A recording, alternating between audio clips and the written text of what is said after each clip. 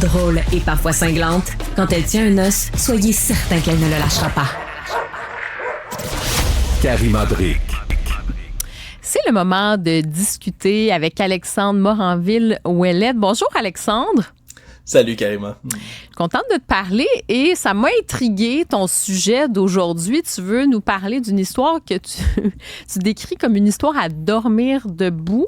Tu parles en fait d'une poursuite. En fait, ça nous vient des États-Unis et tu nous dis que c'est Disney qui veut annuler une poursuite et éviter un procès sous prétexte que le conjoint de la victime a coché « J'accepte ». Tu sais, dans les petites lignes, là, les conditions d'utilisation de Disney+, il y a toujours des choses qu'on lit pas trop, là, dans les conditions. La personne a coché, puis là, ça a créé toute une histoire. Résume-nous cette histoire de procès. Littéralement hallucinant, cette histoire-là. Honnêtement, j'ai lu ça au départ, puis je te le jure, Karima, je me disais, mais ça se peut pas. Ça se peut sincèrement pas que ce soit quelque chose qui soit réel. Puis plus je le lis, plus je fais, OK. Tu sais, qu'on décrit une espèce de futur dystopique, là, que tu lis un roman de science-fiction dystopique où les compagnies, les organisations sont plus puissantes que les gouvernements, là, tu sais, ça va cyberpunk sur un moyen temps. Pour vrai, ça me fait penser à ça. J'explique, c'est une femme de 42 ans qui est décédée dans un restaurant à Disney. Elle est là avec son mari, s'en va en vacances. Elle dit au resto, semble-t-il, je suis allergique aux arachides, aux produits laitiers, je peux pas consommer de tout ça. Il y a des arachides, produits laitiers dans ce qu'elle consomme, fait un choc anaphylactique, puis même si elle avait son épipène, elle décède. La femme est morte. Là, son mari s'en va pour mettre une poursuite. Monsieur Piccolo demande au-dessus de 50 000 $, dit, regardez, votre restaurant sur votre site de Disney, du resort, a pas pris en compte nos besoins, puis à cause de ça, ma femme est morte, j'exige d'avoir restitution. Jusque-là, on se comprend. Tout est normal, tout est beau. Mais là, les avocats les avocats de la défense du côté de Disney ont commencé à argumenter pour faire annuler le procès. Puis ils disent, regardez, c'est plate, hein, mais monsieur s'est déjà inscrit, il y a une couple d'années, à un essai gratuit d'1 mois de Disney+.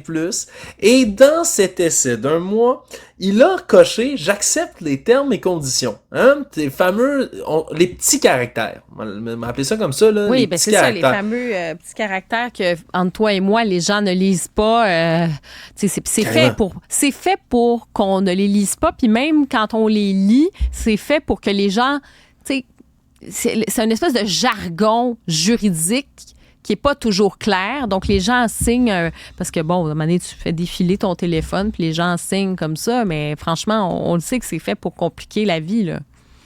C'est fait pour compliquer la vie, c'est un charabia incompréhensible, c'est intentionnel. Puis carrément, pour vrai, là, j'aimerais rencontrer, parce qu'il y a des études qui ont été faites, hein, même menées aux États-Unis, 99% des gens ne lisent pas l'entièreté des petits caractères. 99%. Je veux dire, c'est mais là, ce qui est quand même fou, donc pour revenir à ton histoire, c'est que ça n'a rien à voir avec la situation, en fait, que cette famille-là a vécue, là. C'est-à-dire qu'on décide de dire, attention, non, le procès, finalement, est caduque ou, en fait, ne devrait pas avoir lieu. Pourquoi? Ben parce que, c'est quoi, là, il a écouté Bambi à un moment donné, puis il en paye le prix aujourd'hui, là. Honnêtement, ça ressemble à ça, presque. Là, on ironise, mais en gros, dans les termes et conditions, quelque part, il y avait un extrait qui disait que toutes les poursuites, sauf aux petites créances qui sont amenées face à la personne qui accepte et Disney, doit passer non pas par les tribunaux, mais par de la résolution à l'amiable. Une entente à l'amiable de gré à gré. Mais ça donne le gros bout du bâton à Disney automatiquement. C'est dans les terms and conditions. Puis là, les avocats, évidemment, de Monsieur Piccolo qui poursuit, vont pas s'arrêter là, on se comprend. Le procès, il est pas annulé de sitôt parce qu'on le demande du côté de Disney. Mais on a trouvé, ça fait partie de la carte que veut jouer Disney en disant... En fait, il trouve que c'est assez sérieux pour évoquer cet élément quand même, cet élément assez surprenant, là. Je sais pas ce que les avocats de Disney ont consommé. Sincèrement, carrément, on va te le dire vite de même. Là. Je sais pas ce qu'ils ont consommé, ce qu'ils ont pris, dans quel état d'esprit ils étaient en se disant « Ah, on va contester avec ça, c'est vrai. » Mais ils ont kické vraiment une canne de verre. Là. C'est pas, en plus, du côté des avocats de la poursuite, on dit « C'est pas compliqué, là. Les termes dans lesquels vous expliquez ça, non seulement personne les lit, on se comprend, je les lis pas, je suis pas plus fin qu'un autre, je ne lis jamais les terms and conditions, c'est bien trop long, mais non seulement ça, ils étaient dedans, mais ils étaient dans un lien que tu pouvais cliquer dans les Terms and Conditions qui t'amenait à une autre page qui, elle, t'expliquait que tu ne vas pas poursuivre Disney.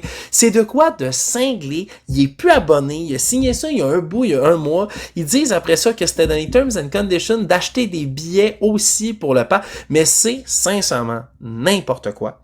Et puis, ça, au-delà de tout ça, là, l'histoire est folle, mais ça démontre une autre chose pour moi. C'est à quel point des compagnies gigantesques comme Disney, là. Je le sais, c'est pas original hein, d'aller se mettre à chialer contre les multinationales, j'ai pas l'air plus fin qu'un autre, mais sérieusement, le degré, le niveau de culot qu'ont les compagnies multinationales comme Disney, là, comme Apple, comme de s'en Meta, permettre, là. De s'en permettre, puis de s'en foutre des lois, de s'en foutre de l'état de droit, de s'en foutre des États, moi, ça me fascine, puis ça m'horrifie en même temps, parce qu'on est rendu dans un monde où, pour vrai, il y a des compagnies comme ça qui sont rendues plus puissantes que des gouvernements, que genre la moitié des gouvernements de la planète, qui peuvent s'en tirer avec à peu près tout.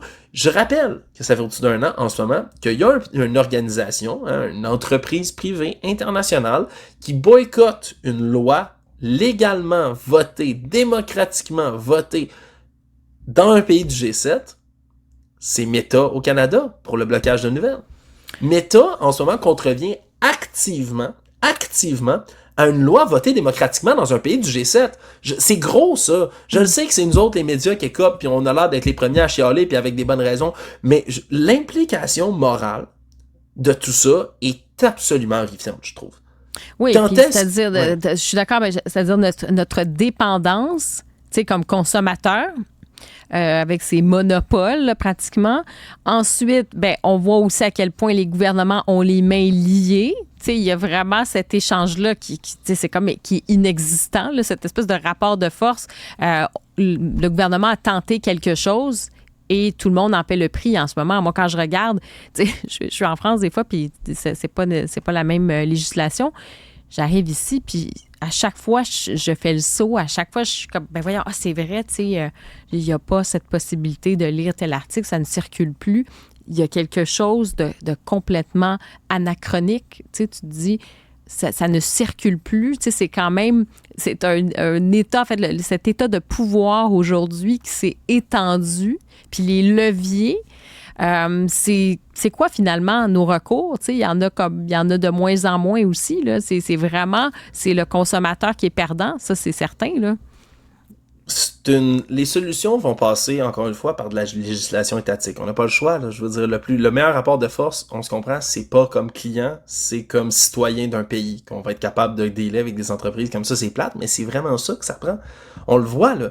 Et puis, l'idée canadienne de faire ça était pas mauvaise du tout. Ça démontre une bonne volonté.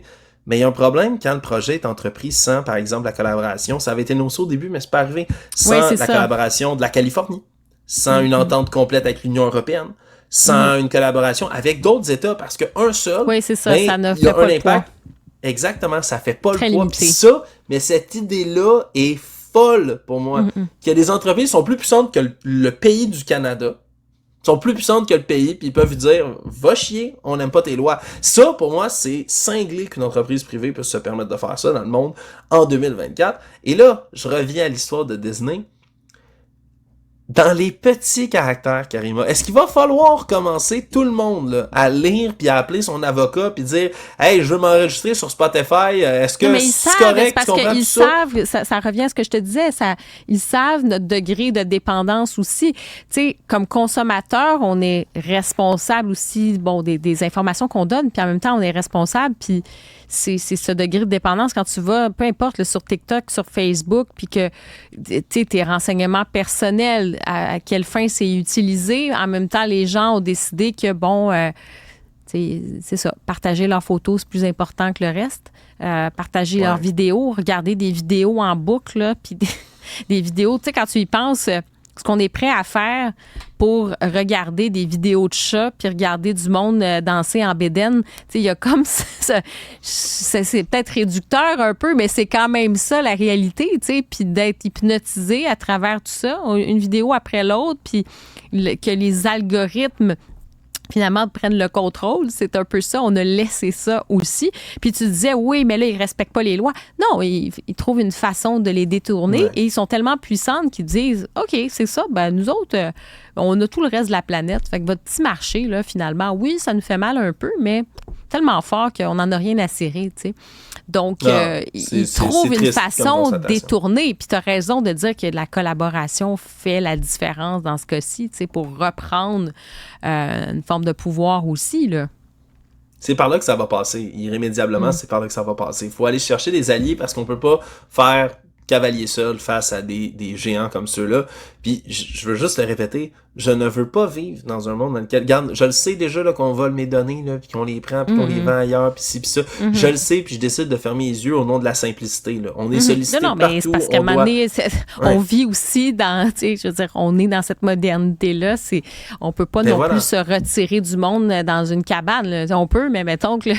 Je suis pas sûre que c'est mieux non plus, mais je suis d'accord avec toi qu'à un moment donné, il y a cette question un peu d'abus, là, si je peux me permettre, d'abus de pouvoir aussi là-dedans. Ça, c'est clair et net. Là. Tu sais, quand ton histoire est complètement rocambolesque, là, c'est complètement fou. Puis, je ne veux pas vivre dans un monde où j'ai besoin de lire les petits caractères de tout ce que je fais, au cas où peut-être on m'empêche de poursuivre une compagnie, puis pour vrai, s'ils se mettent à cacher des affaires de même dans les textes, là, puis que ça devient... C'est une chose de le faire, mais c'est une chose après ça de l'invoquer pour essayer d'enlever le prix, disons là, l'argent, la compensation financière légitime d'un gars qui vient de perdre sa femme. Au final, là, c'est ça le cœur de l'histoire. C'est pas quelqu'un qui fait une demande déraisonnable, il y a quelqu'un qui est mort. Il y a quelqu'un qui est mort, Disney a les moyens de payer à cet homme-là de quoi pour le restant de ses jours, puis ça leur ferait pas un pli sur la poche, puis à la place, il décide que ça, c'est assez légitime pour dire « Hop, vous avez déjà pris un essai gratuit, vous avez signé ça, haha, on vous a eu. » Juste ça, mais qui se permettent ça, c'est troublant qu'il y ait cette impunité-là. Ben en tout cas, Alexandre Moranville-Ouellette, merci de nous avoir parlé de cette histoire. Puis ceux qui tombent en vacances pour une semaine ou deux, ben finalement, prenez peut-être votre semaine pour lire les petits caractères. Ça prend à peu près ça, peut-être quelques jours. Donc, je fais des blagues, mais c'est pas parce qu'on rit que c'est drôle. Alexandre Moranville-Ouellette, merci beaucoup d'avoir été là. On se reparle demain. Salut. Un plaisir. Salut.